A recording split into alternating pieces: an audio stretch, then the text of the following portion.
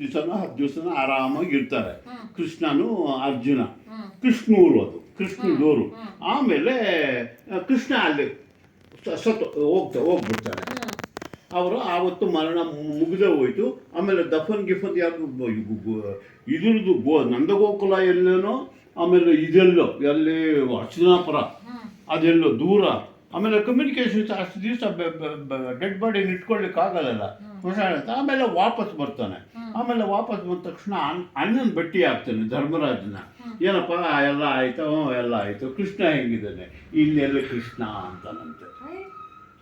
ಇನ್ನೆಲ್ಲಿ ಅಣ್ಣ ಕೃಷ್ಣ ಹೋಗಿ ಇವತ್ತು 8ನೇ ದಿವಸ ಅಂತ. ಅಲ್ಲಿಂದ ಬರಬೇಕಲ್ಲ 8 ದಿವಸ.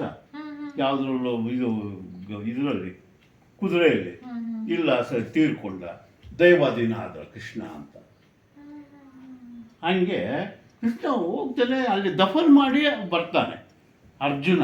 ಕೃಷ್ಣನ್ನ ಬಾಡಿಗೆ ಬೆಂಕಿ ಹಚ್ಚಿದಾಗ ಸೊ ಎಲ್ಲ ಬೂದಿ ಆಗೋಗುತ್ತಂತೆ.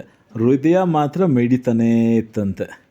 ಅದೇ ಹೃದಯನ ತೆಗೆದು ಈಗ ಇದರಲ್ಲಿ ಇದರಲ್ಲಿ ಇಡೋದಂತೆ. ಆ ಹೃದಯನೇ ಎಲ್ಲಿ ಯಾವುದಣ್ಣ ಅದು ದೇವಸ್ಥಾನ?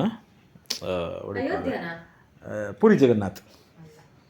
ಪುರಿ ಜಗನ್ನಾಥಲ್ಲಿ ವುಡನ್ ಸ್ಟ್ಯಾಚ್ಯೂ ಮಾಡಿಬಿಟ್ಟು ಆ ವುಡನ್ ಸ್ಟ್ಯಾಚ್ಯೂ ಒಳಗಡೆ ಕೃಷ್ಣನ ಹೃದಯ ಅದು ಸುಡ್ಲಿಲ್ವಂತೆ, ಅದು ಇನ್ನೂ ಬಡ್ಕೋತಾನೆ ಇತ್ತಂತೆ.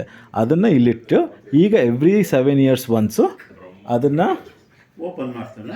ಅದನ್ನು ಮತ್ತೆ ತೆಗೆದು ಮತ್ತೆ ಹೊಸ ವುಡನ್ ಸ್ಟ್ಯಾಚ್ಯೂ ಅಲ್ಲಿ ಹಾಕಿ ಮತ್ತೆ ಪೂಜೆ ಮಾಡ್ತಾರಂತೆ. ಈಗಲೂ ಅದ್ರದ್ದು ಇದು ಪುರಿ ಜಗನ್ನಾಥ್ ಒರಿಸ್ಸಾ ಐತಂತೆ ನೋಡು.